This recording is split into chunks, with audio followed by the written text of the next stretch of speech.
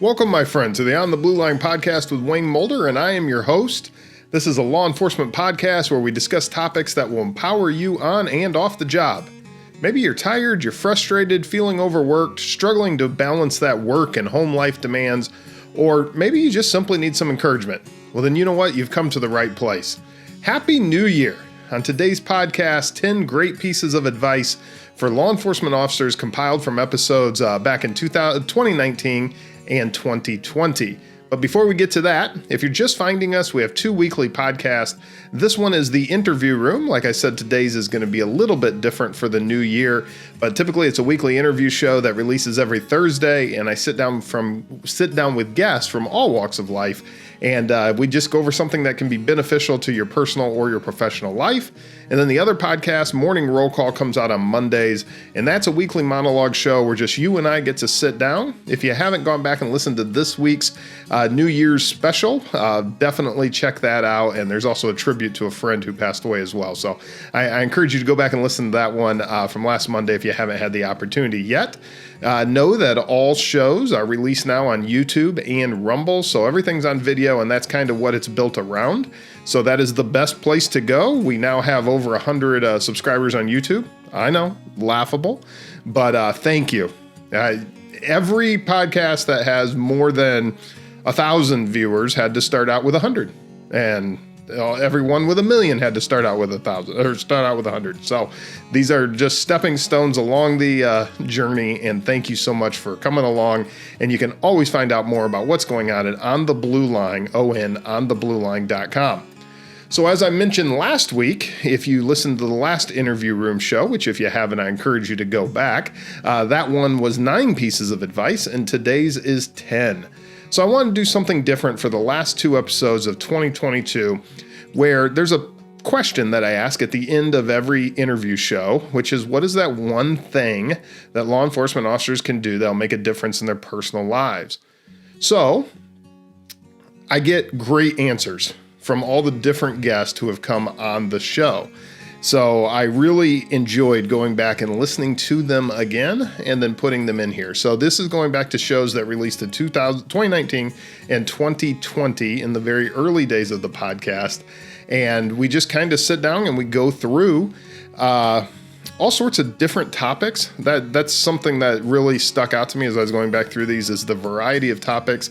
And yet, as you'll see again, there seems to be some overriding themes of things that will help us in our everyday life. So sorry if you're watching this on video. There's not video for every clip. There are for about half and half. That's why they're not in sequential order, because some of the earliest episodes, no video was actually recorded. We just used video for the actual interview itself. So those are kind of interspersed throughout the other ones, but some of them, the advice and the information is so good that I definitely did not want to leave it out of these compilation episodes. And then know that these are only about 2 to 5 minutes in length on average. So they're not very long. This is a shorter episode, so I hope you enjoy these. And if you go down to the show notes, there's a link. No matter what platform you're watching this on, there is a link below that'll take you to the show notes page on our website. And on that show notes page is a link to all of these episodes. So if you listen to one and you're like, man, I really want to hear the rest of this conversation, or if it's one you'd never heard, then I encourage you to click on those and go back and listen to them. So without taking any more time, let's get to this week's special and let's hear this great advice.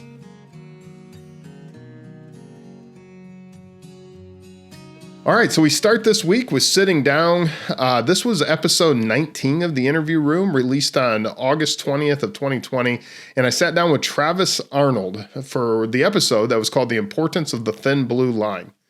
And I think you're going to really like the point that he makes here. Let me ask you one question I ask everybody, kind of like that final takeaway. What is the one thing, the one takeaway that law enforcement officers can do? Because we talked a lot of different things, but what's the one thing they can do that's going to make a difference in their personal lives?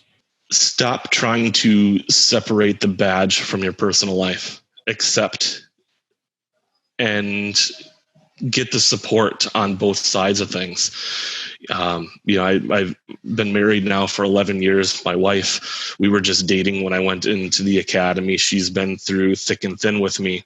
And I never separated anything from her. She had to experience all of the problems that I brought in from the street, but it was her support that helped me through a lot of this. It's okay to shed away that shell or that bubble that we create, and let some people into your lives to help deal with some of the stuff that you got on your shoulders. So the next episode that came out, episode 20 of the Interview Room, I sat down with Ray Dietrich, and this one released on 8/27 of 2020, and the title of this episode is Our Role as America's Keepers. And you remember that for some of these, they came out in late 2020. So you remember everything that was going on, the chaos. This was the summer of mostly peaceful riots. And all that was going on. We were in the height of COVID. And so you're going to really hear some of these responses tailored to that environment and to that world. So let's hear what Ray had to say. But if we're going to boil it down, if we're going to create that one takeaway, what is that one thing that law enforcement officers can do that's going to make a difference in their personal lives? Kind of that one takeaway that someone can take from this show. Wow, that's a rough question here. The one takeaway that can make them better in their personal lives is to not feel personally attacked by what's happening. It's not about the individual officer. You're a part of a bigger machine. It was very hard for me, like after Ferguson, honestly, like where I felt like everybody hated us for that time. But to kind of like decentralize from that, stay away from that feeling that it's attack on you. It's attack on law and order. You know, it's not specifically you.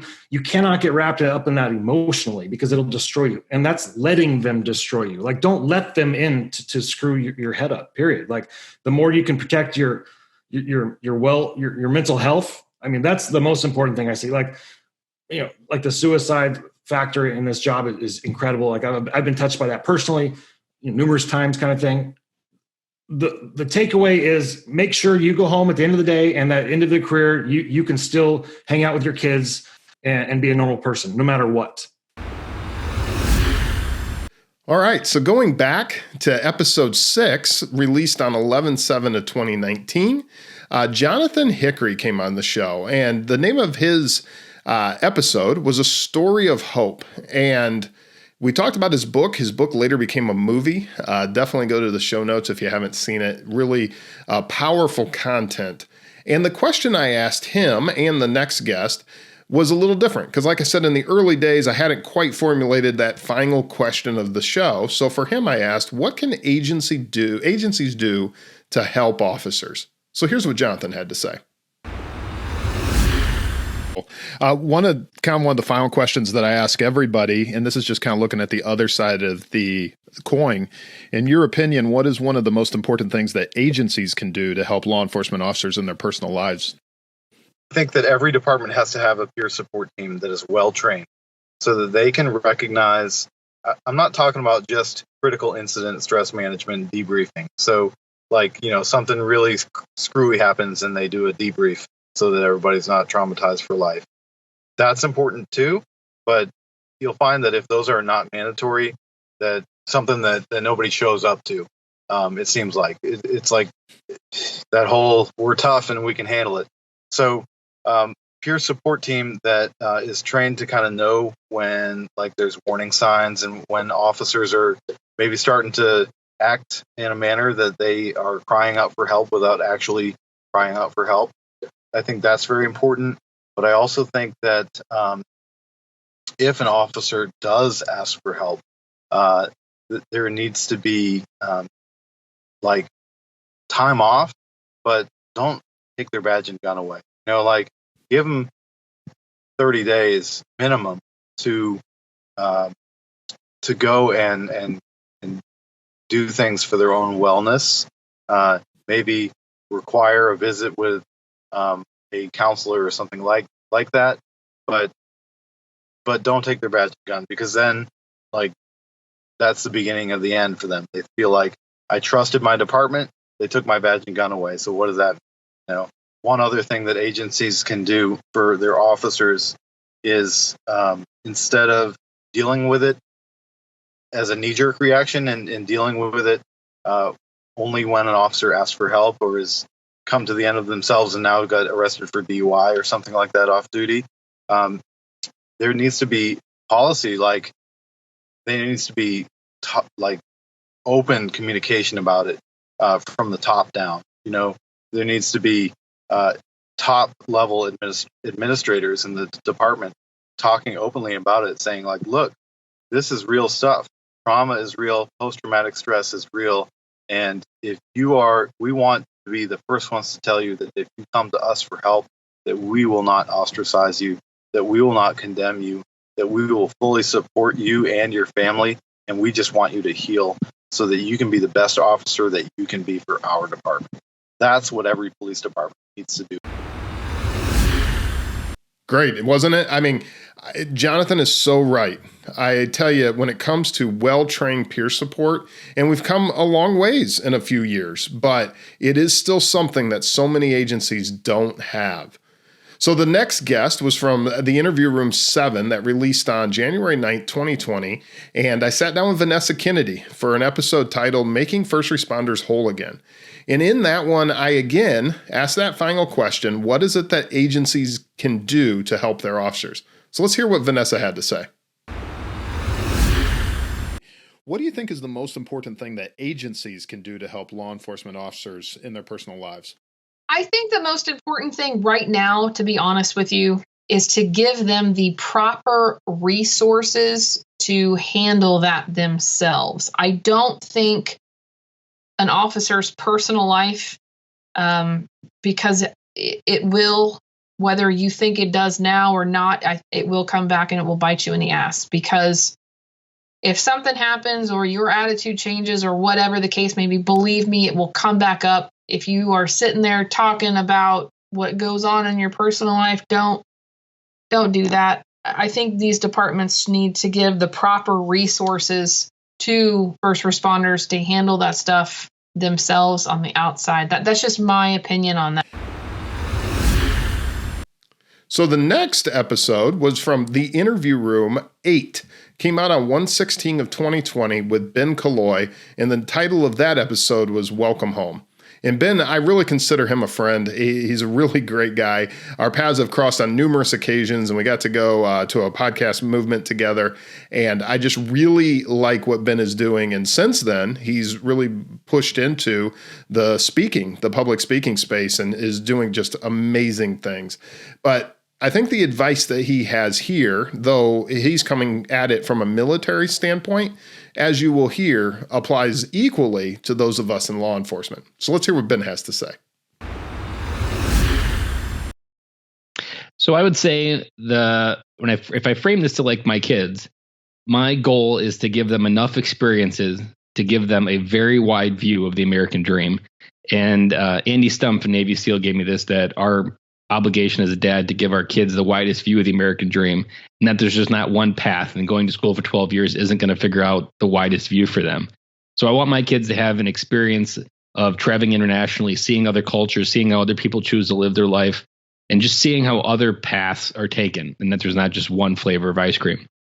Because that, to me, gives them the momentum and the clarity to go out into the world and make that dent faster and sooner, because they maybe graduate from high school knowing exactly where they want to go. For me, I want to kind of just create a space where right now, like, there's nothing more I want than just to be dad. And for me, that creating a space for that emotion to thrive right now. And I would say, as I grow further past this, something else, I would love for this to turn into a public speaking, and that I do talks around the country on this topic and helping others go second after I've gone first and share my story, and hopefully maybe cancel out that thought. But past that, I don't really know. But right now, I just know that I want to be a dad, and I know that I want to create a space for that to happen. And I want to make sure my kids have a very wide view. And I've often just used India as an example, that there's a lot of life benefit from seeing someone in India with nothing that has a smile on their face. Because in America, we get it wrong that you need the Apple Watch in your hand to have a smile. But in India, there's literally someone that has nothing and they have the biggest smile that you've ever seen. And that's a lesson for the heart that I think every kid needs to know before they become adult. Yes. And if we could just get that through through to so many people. You're right. That's powerful because of just the way we look at things and the way younger people look at things. And we don't realize the power of just being happy to be alive and being thankful to be alive. Yeah. And as going to the Steve Jobs thing, I like to describe the universe as a wall. And that when someone walks by that wall, they're going to say that dent was a colloids. And that's what our obligation, that's the ability we have as a dad, a military dad, or a dad in blue, because of the life we've experienced. We've experienced life in a way that only 1% of the population even comes close to touching. That think of the adults that we can create if we can share the experiences and craft really memorable experiences for our kids to go out into the world and change it. And another thing that comes from Andy Stump, he says that as a Navy SEAL, he was trained to be the most effective killer on the face of the earth. But his effectiveness was only the range of how far his rifle could fire. So if the rifle had a max effective range of 500 yards, no matter how much training, 500 yards was his max effective. And if you're in blue, your max effective range could be the range of your pistol. And no matter how well you train, that's the max effective range you have as an officer. But as a dad, you can literally go decades into the future, centuries into the future with if you think of some of the names that people remember today from 200 years ago, that's a 200-year dent that they made in the universe, that people are still remembering their name. And there's another blog post, a veteran is only forgotten when people stop remembering their name. And if you create a legacy so strong that your kids can't help but create a wave, your name will always be remembered. And that's the true legacy. Wow. That is so life-changing. I hope that for the listeners and so forth listening to this, I know that I have been moved on some of these points too, because it's so powerful at what the opportunity we have. And I think sometimes we forget that. And I know for sure, as being a small business owner and trying to do these other things, we forget, like you said early on, we have all the opportunity in the world just sitting in the other room, in the living room, playing video game right now, taking the kids and helping change their life and helping give them that strong foundation can literally change the world. Yeah. And when going back to like Kids Spell Love TIME, some simple, stupid examples.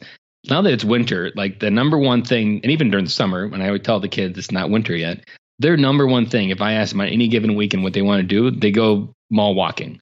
And it was something stupid I came up with like 2 years ago, where we just went to the mall in town before it opened, and the old people were walking around getting their laps in. And we would start at one end and they would run to the other. We would do some games and get a pretzel and an orange Julius. And that is literally the number one thing that my kids asked to do, is to go mall walking. And it is the simplest, stupidest thing or time investment that I do.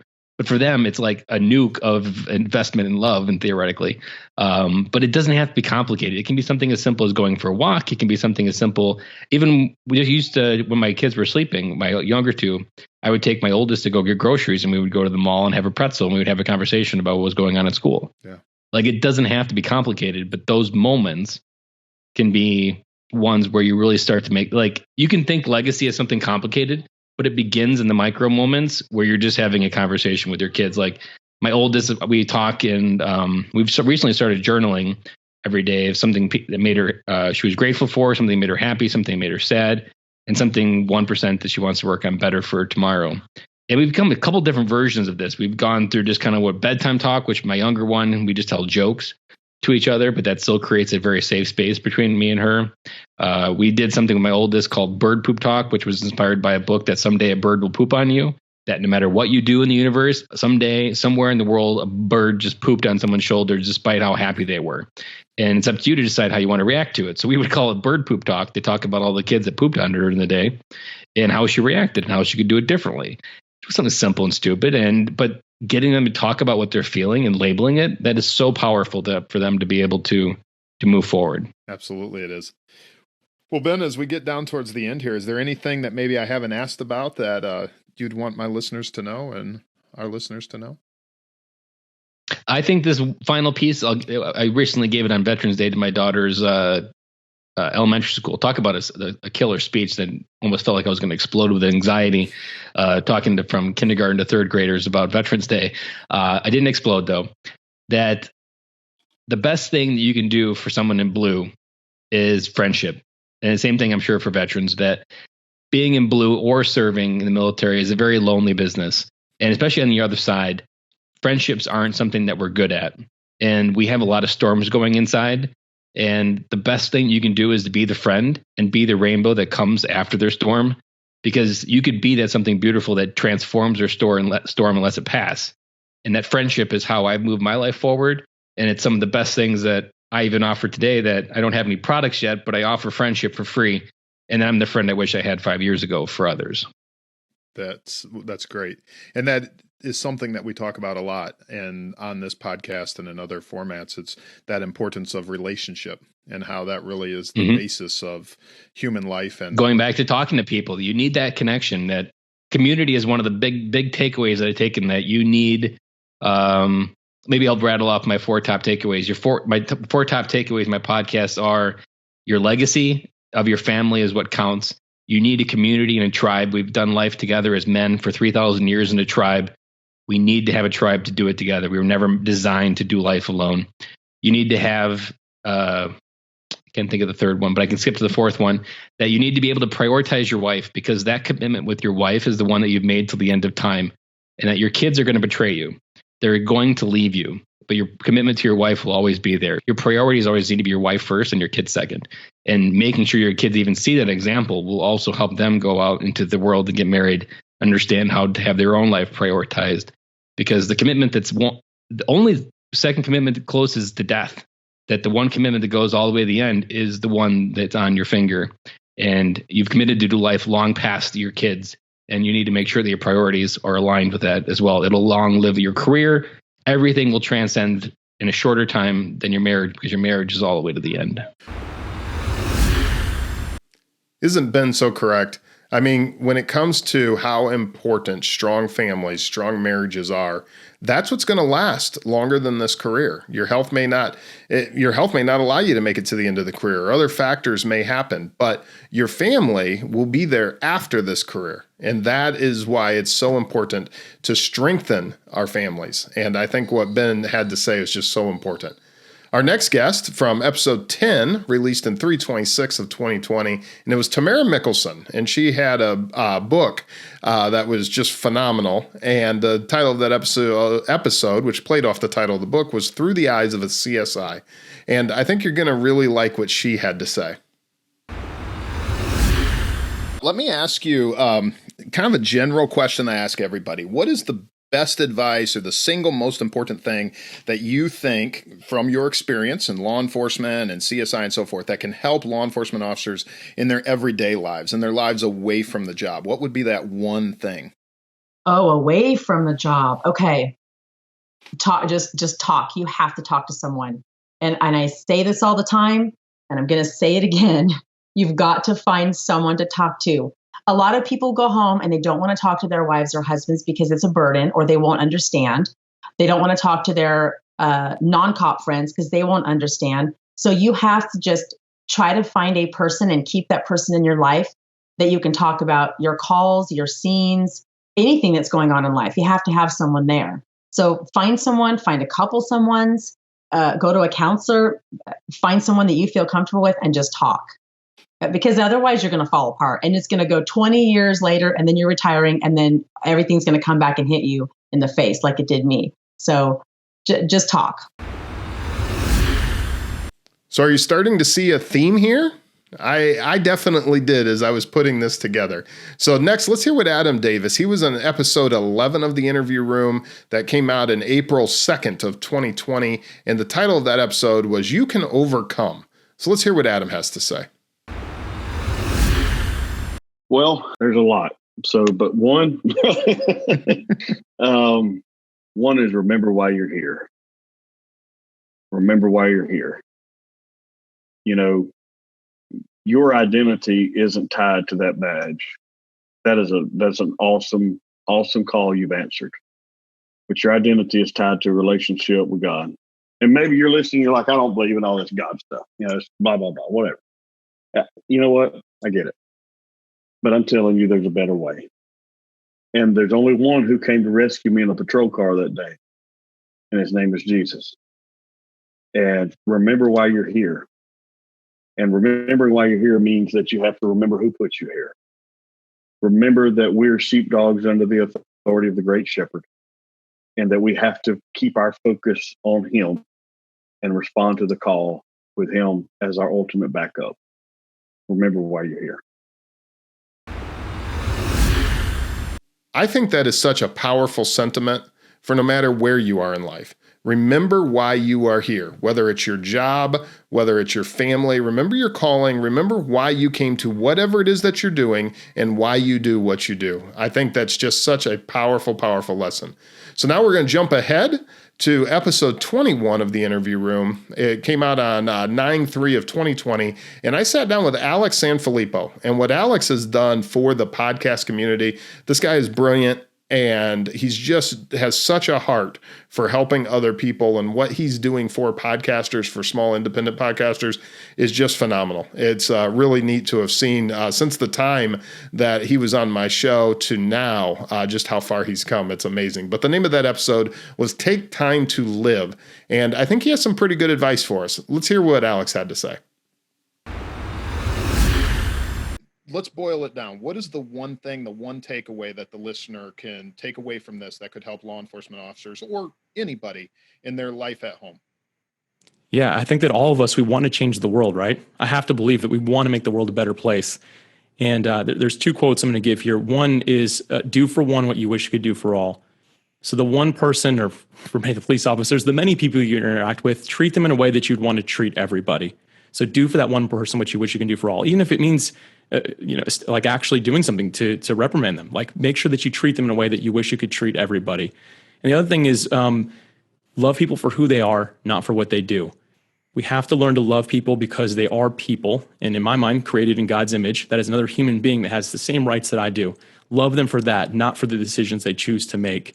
And I think that if we can do these things, we can really make the world a better place together. Treating others how we want to be treated. It seems to me that that is fundamental to just about everything in life. But here's some other great advice from episode 22 of the Interview Room. Came out on 9/10 of 2020, and I sat down with Brady Tucker for an episode called Bridging the Gap with Books. Well, I think you might know my answer to this one. That's read more books. That's kind of my whole mission. And it's changed my life. It's changed some of the people's lives around me. And I think that it could change a lot of people's lives if they just read more. And because it's not just the reading, it translates to everything. It's kind of an accountability thing. A consistency, really. If you're consistent enough to do that, you're going to be consistent enough to work out, or consistent enough to do your homework, or whatever it is that you need to do. Reading books, listening to podcasts, going to conventions, all these things are educational growth opportunities. And if you've listened to this podcast for any length of time, and if you're the type of person that listens to this podcast, then you probably are the kind of person who's looking for growth opportunities. So what Brady had to say is so important. So the next and final interview, number 10 for this week, we go back to the Interview Room 23, where I sat down with Carrie Wooten. This was back in 2020, and the name of this episode was The Importance of Mindset in Law Enforcement. And I really just, I loved her answer, and it was one of the first people who said it on the show, and it just kind of went from there. So let's hear what Carrie had to say. Let me ask you a final question that I kind of ask everybody. We've touched on so many ideas and so many different things, but if you were going to boil it down to one thing that is actionable, that would make a difference in law enforcement officers' lives, what would that be? The very first thing I have all of my students do, and this is the warm and fuzzy part. It is, okay. but there's a reason for it. Is, if not already, start a gratitude journal. Really? Do a gratitude journal every single morning or night, whenever your day starts, right? And I have them list 10. And we can talk about another time, what it actually does to your brain and things like that. But as you create this habit of writing 10 things that you're grateful for, it will shift you, actually change the chemicals in your brain to see the positive side of situations when you are at work. Wow. Takes a little bit of time, like any muscle. But write down those things that you are grateful for. And it's a perspective check. right? When things are bad, it's okay. Things are really bad right now, but going home to my significant other, but no matter what, I still have food on my table, right? I still have a roof over my head. I mean, those things that we don't always acknowledge and we do take for granted, right? The supervisor that's driving us crazy. Hey, I'm employed and I have a supervisor right now. It's COVID. Not everyone can say that. That's right. Yeah, not everybody is quote unquote essential, and some are really Exactly. struggling right now. That's right. So you lucky essential workers. Yes. As painful as it may be, we do have a lot of these things that we just don't take notice of. So that's the first one, is gratitude practice. I love that. Any parameters, rules, or anything associated with that? Because I know you mentioned some work things and home things. Do you tell them to kind of do a blend of both, or? Yeah, I say a blend of both, because you should have positives in both, right? You probably also have challenges in both. Always. Usually one, falls into, stems the other. Yes. Right? Very true. The argument at home now makes you a little grumpy at work, and vice versa. Right. And then what is inevitably a bad night at work then makes you grumpy at home when you get back in the cycle. Exactly. Yeah. So as much as we all say it's separate, let's just be honest with ourselves for a second. Yeah. And if you don't see it, gentlemen, anyway, your wife definitely sees it. Yes. Without a doubt. You're not hiding. She sees it as soon as you walk in the door. So no parameters. It just has to be genuine. Don't say, my dog, my kid, my house, my, whatever. You should actually have an emotional response where by the time you're getting to the end of that list, you might even be smiling because you are feeling really good about all the things going on in your life right now. So I hope you enjoyed that. I tell you, I really thought there were some great themes when I was putting these 10 together, and I thought that it was perfect for the new year. Here we are in the final few days of 2022. We're looking ready to 2023, and maybe there's something in here, a little nugget that you can take, whether it's how we treat others, whether it's peer support at our agencies, or whether it's something as simple as starting a gratitude practice, maybe a gratitude journal or a gratitude practice of some sort for 2023. I encourage you to consider these things. I tell you, the guests that we've had on, it's just amazing to get to sit at their feet, hear what they've done in their own lives, the challenges they've had, how they've overcome them, and the things that we can learn from it. And it's such a privilege to be able to sit there and listen to them, and then to be able to pass that information on to you. So I hope you enjoyed this. I hope you get some actionable advice for the new year. Happy New Year to you. I will see you in 2023 with all new episodes of The Interview Room and Morning Roll Call, and that will do it for 2022. Don't forget that I will see you next Monday, which will be a new year, in Morning Roll Call, and next Thursday in The Interview Room. But in the meantime, I'll see you on the Blue Line.